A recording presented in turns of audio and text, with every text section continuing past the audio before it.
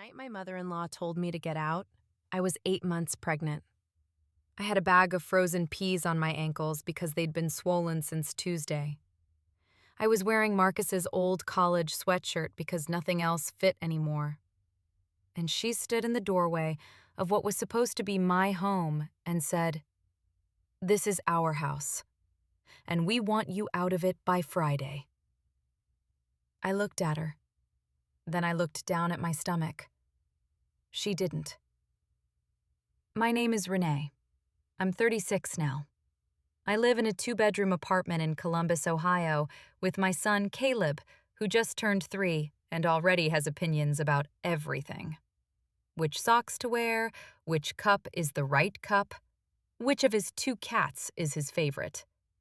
He's exhausting and hilarious, and the best thing I've ever done. But let me back up. Marcus and I met when I was 26. He was a year older, working in logistics. Funny in this dry, quiet way that took me about 3 dates to figure out. We dated for 2 years, got engaged, and moved into his parents' house temporarily while we saved for our own place. That was the plan. 6 months, maybe 8. Save money, find something in a good school district, be out before the wedding. His parents, Gerald and Donna Whitfield, had been married for 35 years.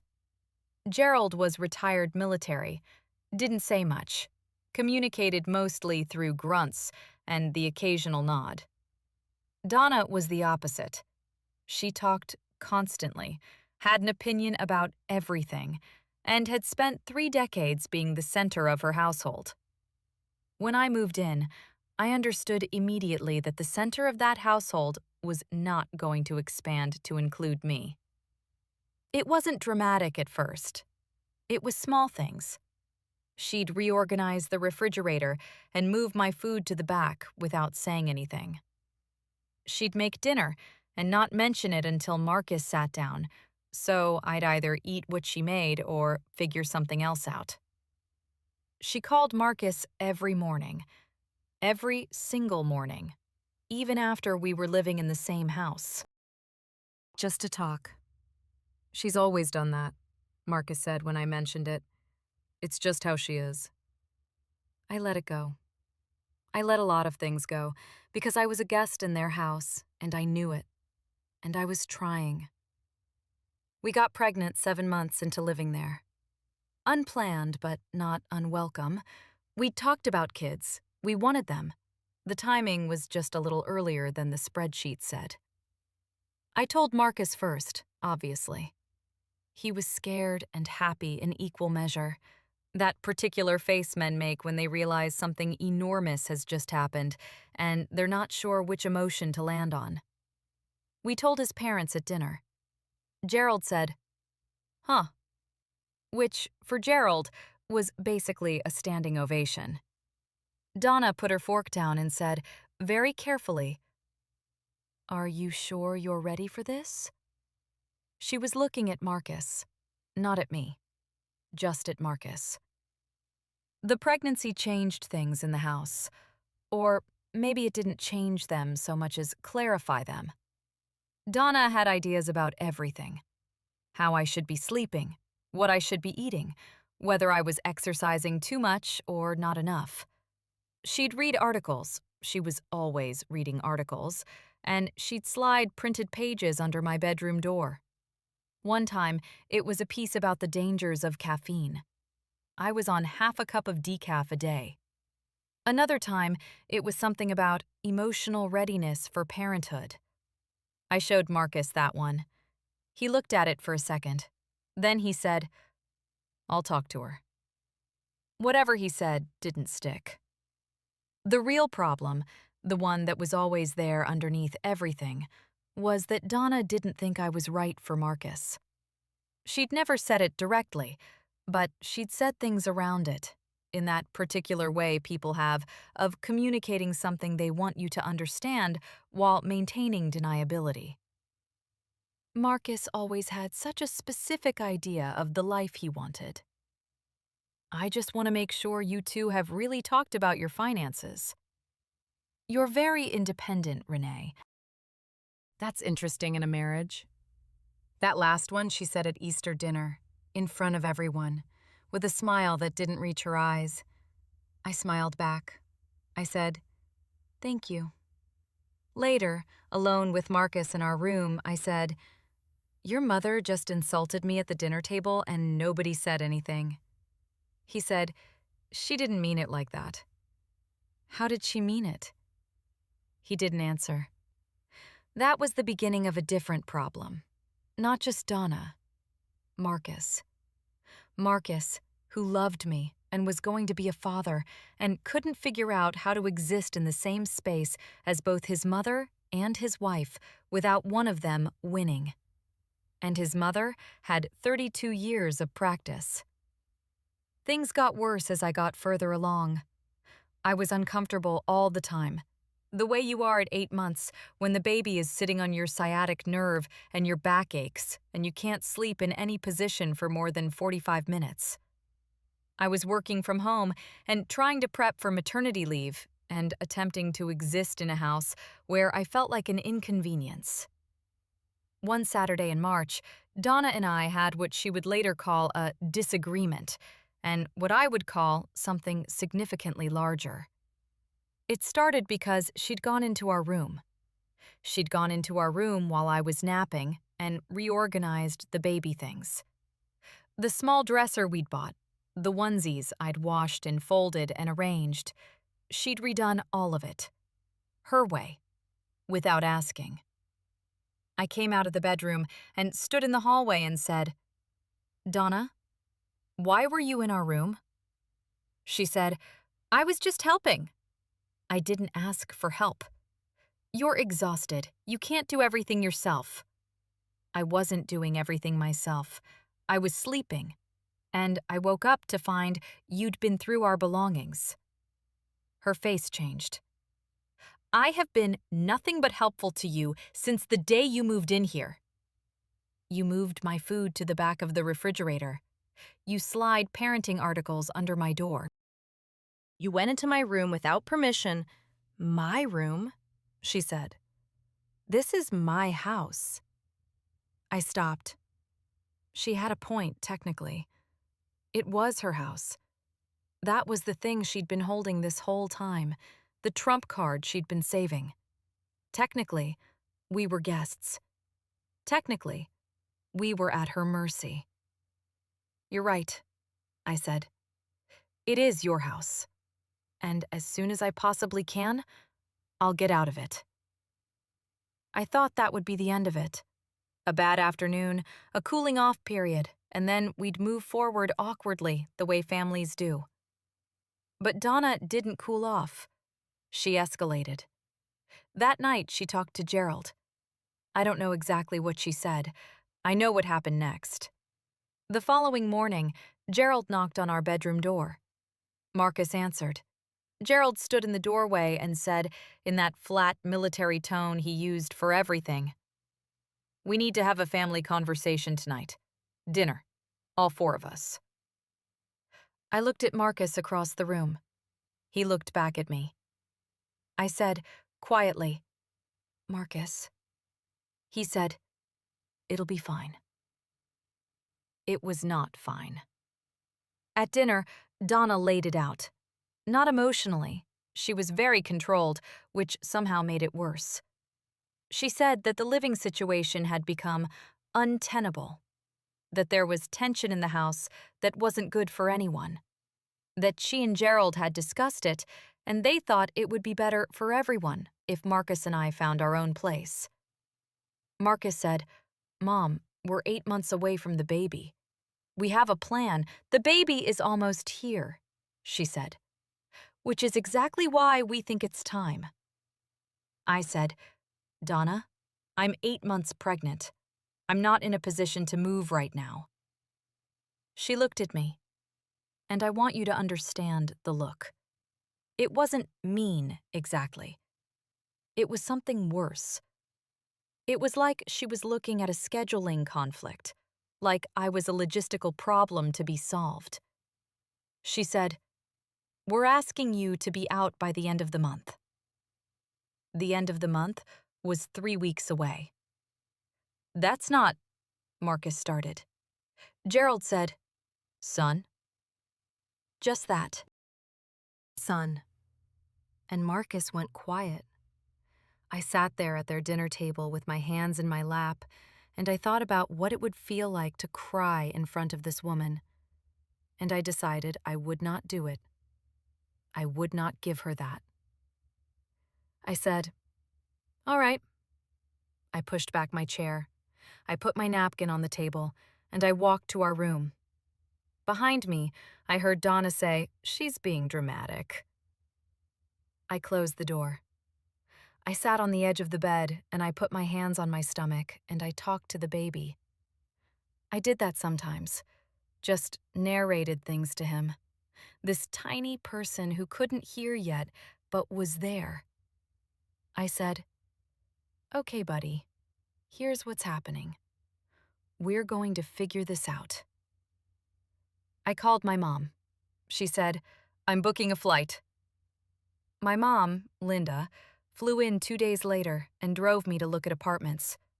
Not because I had enough money, not because the timing was remotely okay, but because the alternative was staying in a house where I was no longer wanted. And that was off the table. Marcus kept saying he'd handle it. He'd talk to his parents. He'd fix it. He didn't fix it. And I had to decide what that meant. I moved into a one-bedroom apartment 12 days before my due date. My mom helped me set it up. A friend brought over a second-hand rocking chair. I built the crib myself, which, 8 months pregnant, is both difficult and deeply clarifying.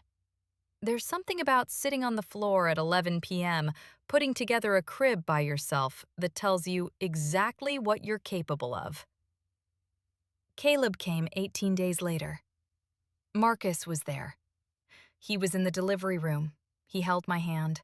He cried when Caleb was born, and I don't doubt for a second that in that moment, he meant every bit of it.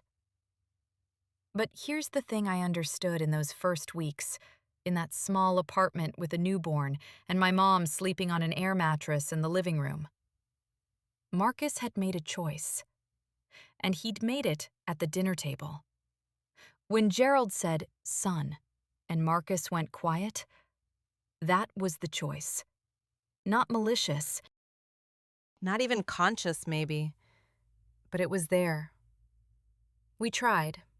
6 months of trying. Couples therapy, long conversations, me explaining over and over what I needed. But Marcus was, at his core, someone who would always eventually turn back toward his parents' gravity. And I had a son now. A son who deserved someone who had already figured out where he stood. We separated when Caleb was 7 months old. The divorce was quiet. No fighting over custody. We settled on a joint arrangement. Marcus was a good father. Caleb loved him. What we didn't have to fight about, we didn't fight about. Donna and Gerald? They didn't ask about Caleb. Not once in those early months. I would hear from Marcus that his mother asked how the baby was doing. Not by name. The baby. Like he was still a situation rather than a person. Marcus never pushed them on it, and I'd stopped expecting him to. I built my life. I'm not going to make that sound easy because it wasn't. Working full-time with an infant is a particular kind of exhaustion that I don't have words for. My mom came when she could. I found a daycare I trusted. I made it work. The way you make things work when you don't have any other option. Caleb got bigger. Started walking at 11 months. Started talking at 14. Never really stopped. He was funny and warm and so completely himself that sometimes I'd just watch him across a room and feel something that was too large to name. He was 2.5 when the call came. It wasn't dramatic. That's the thing about karma. In real life, it usually isn't. Donna called me directly. She had my number, obviously, but she'd never used it. Always called Marcus, who would then relay information to me like a diplomatic channel.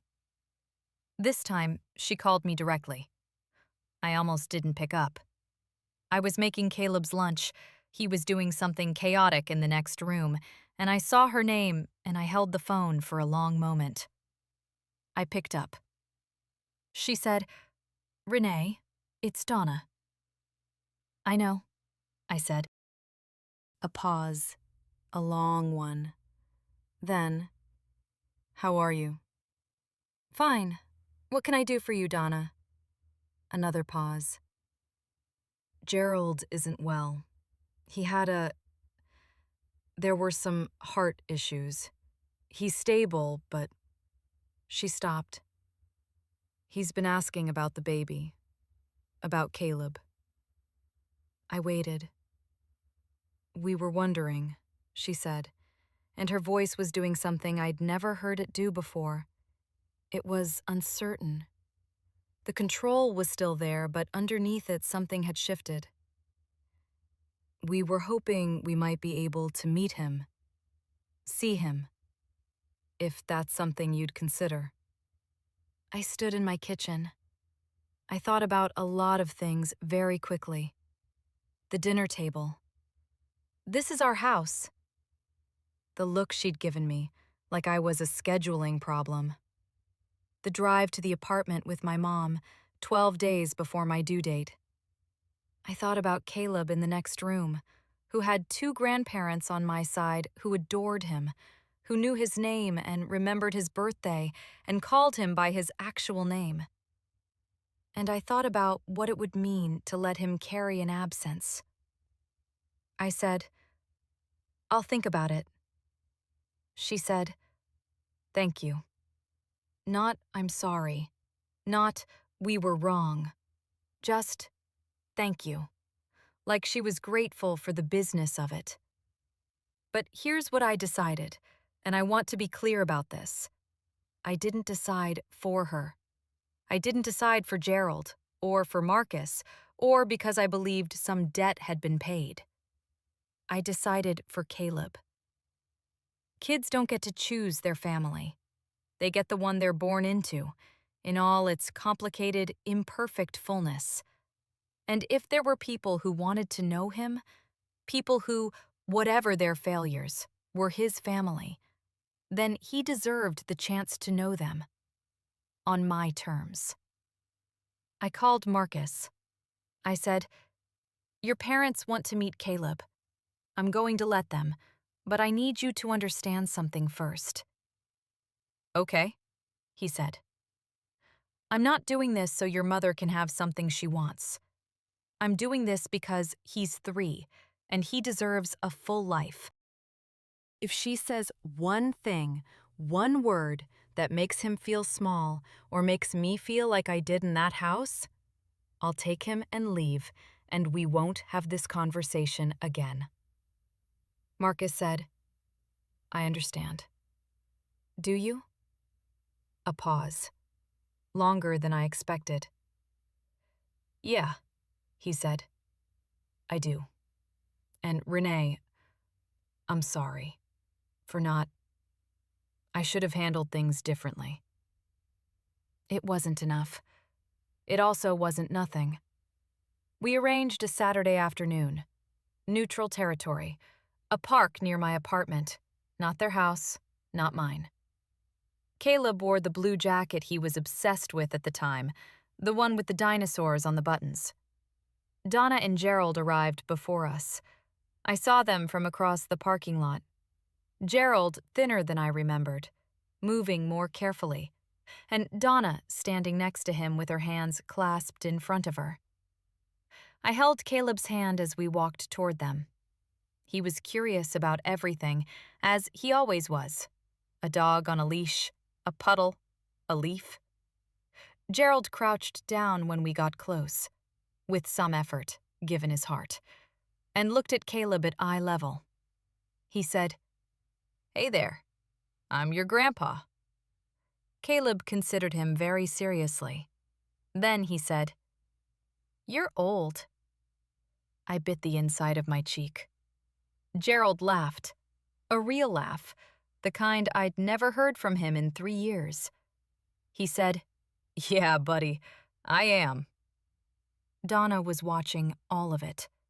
And when Caleb turned to her and said, "Are you old too?" she did something I didn't expect.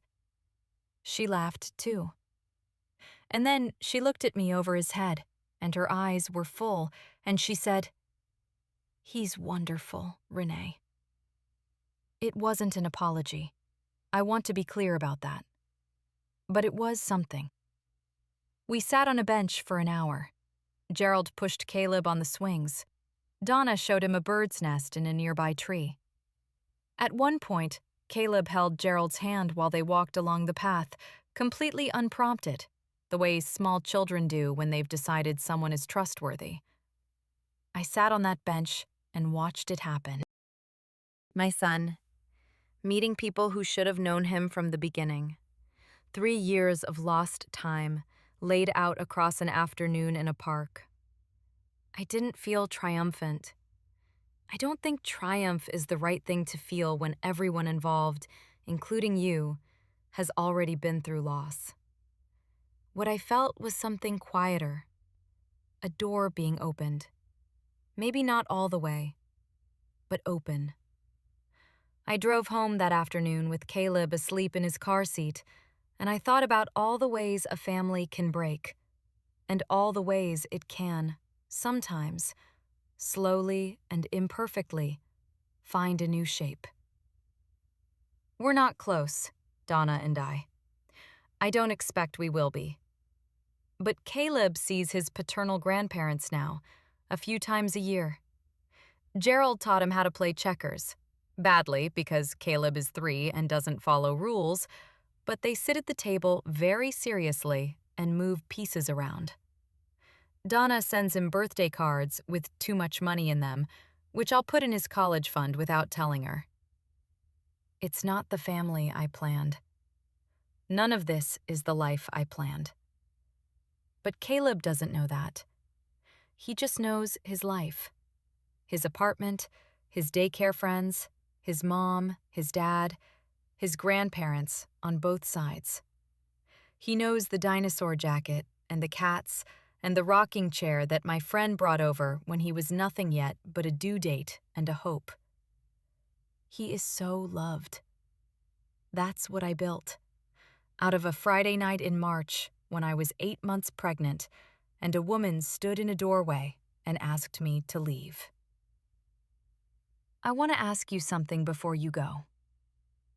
Think about the hardest thing someone ever asked you to carry. The moment that felt like it would break you. The door closed in your face. The words said at a dinner table. The choice someone made that told you exactly where you stood. Now think about what you built after that. Because here's what I know. The people who push you out don't get to decide what you do next. They only get that one moment, the doorway, the dinner table, the phone call. Everything after that? That's yours. Every single bit of it.